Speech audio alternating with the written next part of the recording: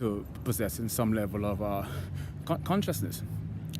So multidisciplinary, you have to take psychopathology, parapsychology, pathology, philosophy, and you have to take cognitive neuroscience into consideration, because their brain oscillation transitions from what society is ubiquitously known for in the beta or alpha when you're in a relaxed state to sometimes gamma.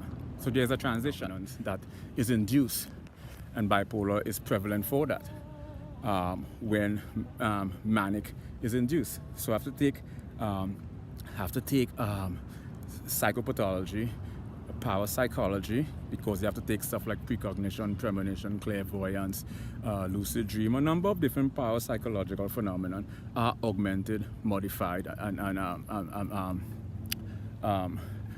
alterated.